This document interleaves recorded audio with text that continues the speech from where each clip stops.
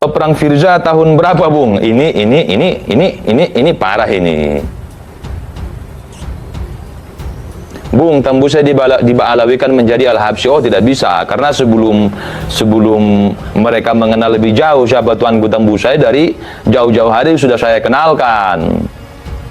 Tidak usah di Ba'alawikan. Kenapa? Karena tanpa diklaim oleh Ba'alawi pun, Tuanku tembus saya ini sudah menjadi sosok rebutan. Orang Melayu mengklaim kalau Tuanku Tembusai adalah orang Melayu.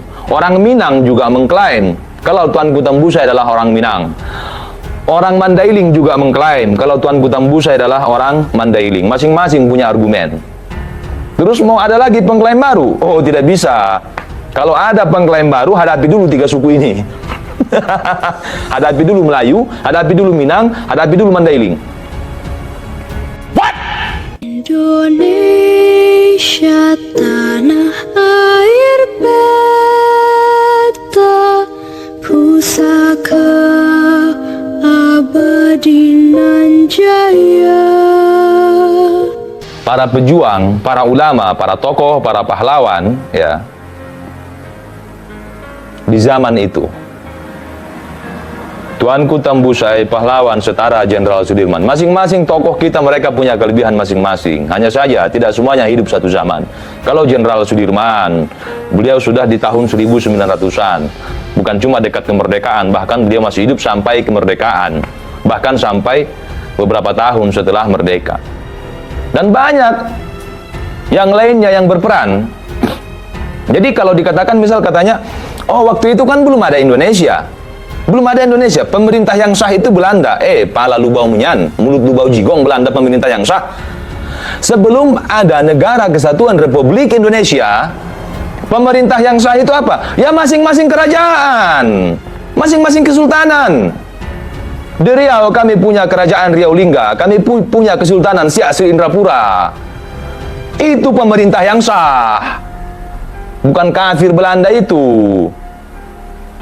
Bukan. Jadi pemerintah yang sah sebelum ada NKRI apa? Itu. Apa? Ya kerajaan-kerajaan. Mulai dari Sriwijaya, Majapahit, dan seterusnya. Baik ya kerajaan Hindu-Buddha maupun kerajaan Islam. Misalnya di Jawa ada kerajaan Demak. Itu pemerintah yang sah. Jadi gimana pun kafir yang datang ke negara ini, ke Nusantara ketika itu, ya tetap penjajah. Pemerintah yang sah dari mana? Yang mengatakan mereka itu pemerintah yang sah hanyalah orang-orang Belanda itu sendiri. Ataupun antek-anteknya. Begitu. Kesultanan terakhir di Provinsi Riau, ya, kalau tidak percaya buka sejarah, itu namanya Kesultanan Siak Sri Indrapura. Siak Sri Indrapura.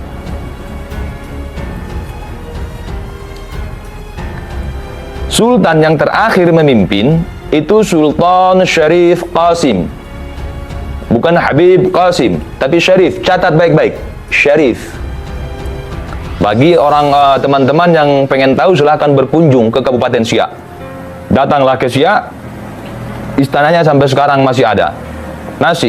Istananya masih utuh, perabotan-perabotan di dalamnya masih ada, bahkan udah banyak perabotan-perabotan peninggalan kerajaan yang dibawa ke pusat dimuseumkan. Konon katanya, katanya konon, ada di situ satu lemari besi yang udah berkali-kali dicoba diangkat supaya dibawa ke pusat, tapi tidak bisa diangkat. Saya ke sana tahun 2021 kalau tidak salah ke istana. Kalau nggak 2020, 2021 antara itu. Saya dengar cerita itu dari orang yang sudah lama di situ, tahu sejarah-sejarah di situ. Katanya lemari ini, ini nggak ada yang tahu siapa isinya. Nggak ada yang tahu siapa isinya, entah harta, uang atau apa, senjata, nggak ada yang tahu, nggak bisa dibuka lemari besi. Dan sudah berkali-kali orang dari pusat datang untuk mengangkat ini dibawa ke museum pusat, tapi nggak bisa katanya. Masa? Saya bilang iya. Boleh nggak saya dorong? Dorong aja katanya. Saya dorong sekuat tenaga. Sedikit pun nggak bergerak itu. Nama istananya Istana Seraya.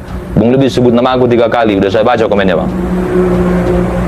Itu Sultan terakhirnya, raja terakhirnya Sultan Syarif Qasim II.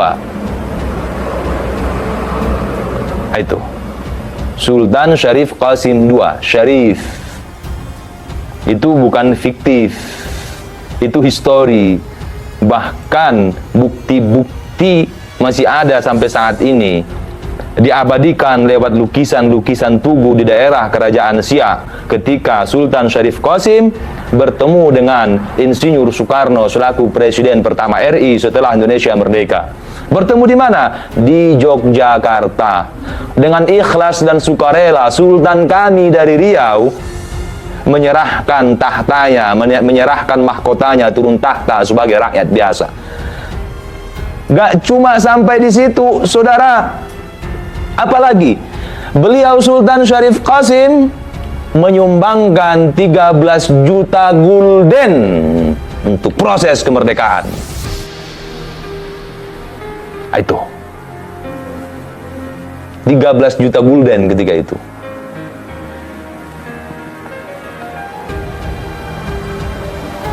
Kalau nggak salah nama itu diabadikan jadi nama Bandara Pekanbaru ya Bung. Bukan cuma nama bandara, itu ada bandara Sultan Syarif Qasim. Juga ada kampus, di nama kampus Universitas Islam Negeri Sultan Syarif Qasim. Ada.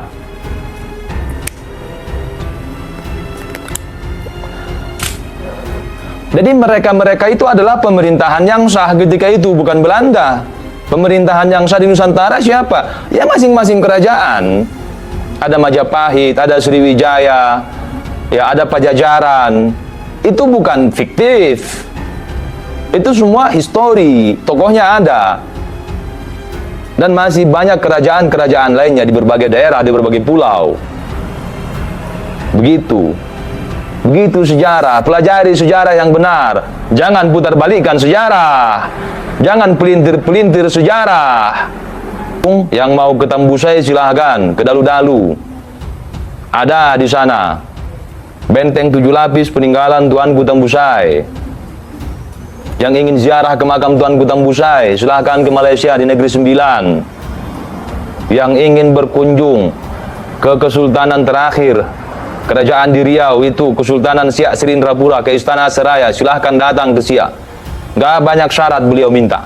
Gak minta syarat ini itu supaya mau bergabung dengan negara, enggak. Sultan kami tidak begitu. Dengan ikhlas lepas mahkotanya, melebur jadi rakyat biasa, kemudian menyumbangkan 13 juta gulden untuk proses kemerdekaan.